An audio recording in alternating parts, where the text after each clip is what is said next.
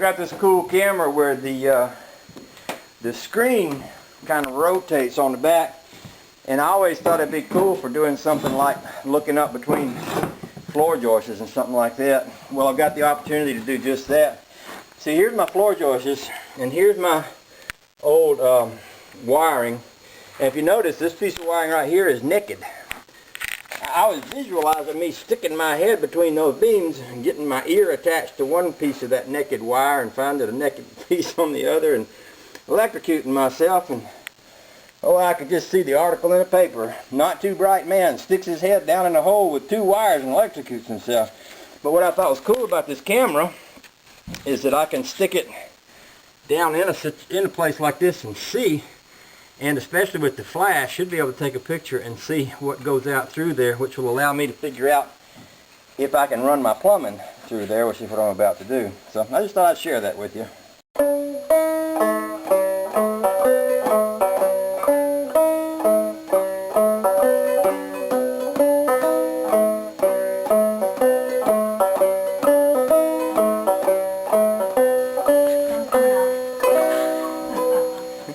This is kind of interesting to me. This is how they wired the old houses. They would pull up the floorboards and run a bunch of wires through the beams. There's 3 of them, 1, 2, 3, and they run all up in here, and then they connect here.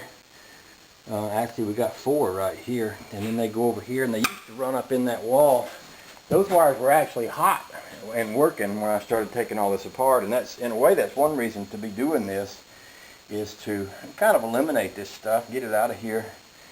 I suppose I could go down to the basement and just cut things off till I found out which fuse it was on and disconnect it, because, you know, the way it works, it comes out of my circuit box as a normal looking wire. It goes in the wall somewhere and at some point hooks into this stuff. So rather than mess with that, I'm going to go ahead and cut these right here and cap them off, get them out of my way.